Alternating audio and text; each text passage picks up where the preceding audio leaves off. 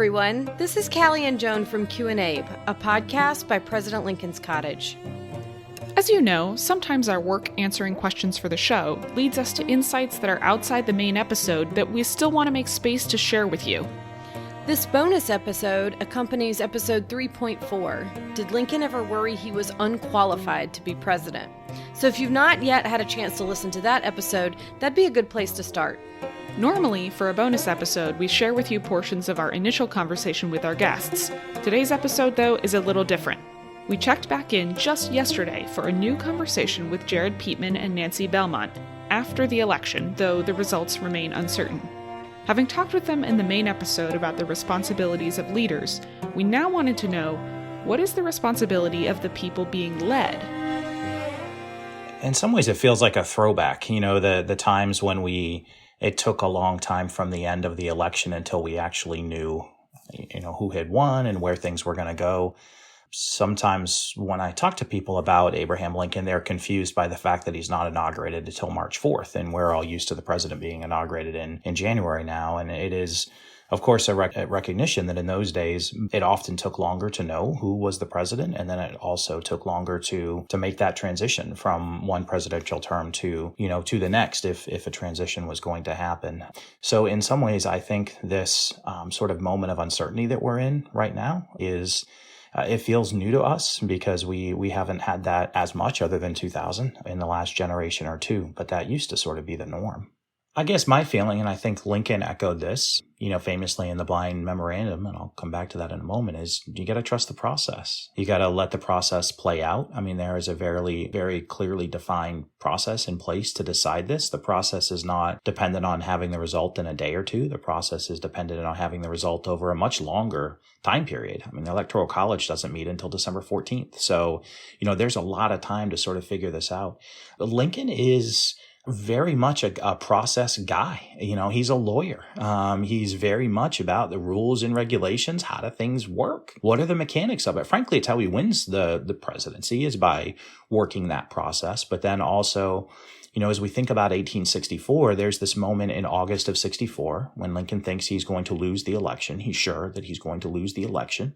And he writes this famous memorandum that in that document, he lays out that they may well lose. And if they lose, it is his responsibility to cooperate with the incoming administration, sort of that idea of the peaceful turnover of power. Now, he also says if we lose, essentially that we've got this 4-month transition to try to win the war if we can. But at the end of that, we're turning over the power. So, some folks want to sort of declare things over now in ways that are good or bad. Some folks are giving up, essentially. Some folks are just wanting to declare victory and move on. And I think the lesson from Lincoln is you've got to trust the process and let it play out.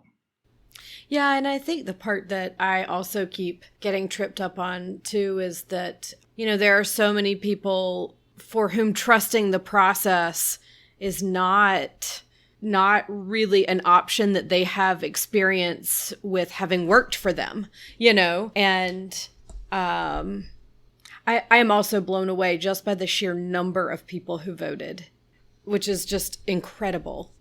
I'm personally so glad you brought up the blind memorandum. I don't know, Joan, if you remember this, but this is like my very favorite Lincoln thing.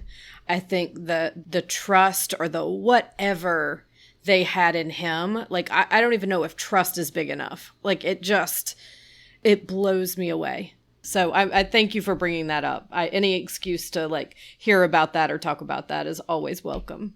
And when you talk about trust the process, he's willing to let that go. It's the middle of a war. He's not going to call off the election. He's not going to, he's hoping things will change. And of course they do a few weeks later with the capture of Atlanta. But that's sort of a trust the process moment for Lincoln.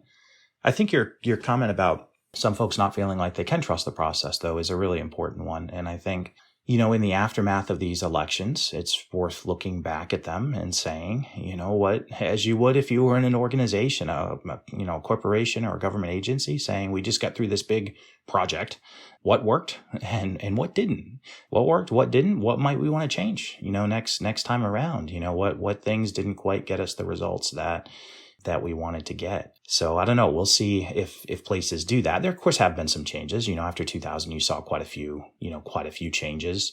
After 9/11, you saw changes to how presidential transitions are handled and the funding for that ahead of time to make sure there's not a big lapse. So you do see changes to the process, but we'll see if more come in the wake of this election as well, regardless of whichever way it goes. Yeah, I think the first thing what I just did right now is take a deep breath. Right? Talk about disassociating. I think what happens is many of us step into fear. So fear, when we're living in fear, it drives restriction. It drives being closed off. It creates disempowerment. It creates victimhood. And so how can I take agency for myself? And how can I step into a place where I'm going to create the energy and the thoughts and the mindset that I want in my mind, and not let the fear take over me, but to say, I am going to create a me that has choice and agency and self-efficacy so that I can move forward. And no matter who the ultimate leader of the country is, I have something that I can do in my little universe that helps me live by my values and helps me make an impact and be the leader that I want to be. Who do I want to be? What country do I want to live in? Why is it up to one guy to create that for all of us, for millions of people? It doesn't make any sense, right? Like, we are the leaders we've been waiting for.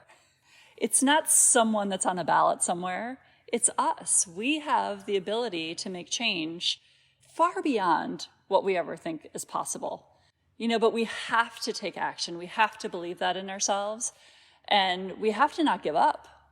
Yeah, if that can be a start of thinking, what do I believe in? What's the vision for the place where I want to raise my kids? And so if the guy doesn't get, or the gal doesn't get elected that you want, then it's up to you, right? We all have so much power that we leave on the table. And sometimes, an election can give someone kind of this permission to take power, but we need to give ourselves the permission to step into our power and live into that fully. And I think most of us don't give ourselves permission to do that. You can be so filled with anxiety when you wonder, well, what is he or she going to lead me into now? As opposed to, what do I have control over? What can I do? And so I think, for people who are feeling that anxiousness and waiting for what's next, you don't need to look outside. You need to look inside and ask, what does my heart tell me? What does my intuition tell me? And then do it. As long as you're following your own values and your own true north, I think we can't go wrong. We hope that you and yours are well and safe, and that you continue to find ways to be civically engaged. Thanks for listening and for coming along for the ride with us on Season 3, and we'll talk with you again soon.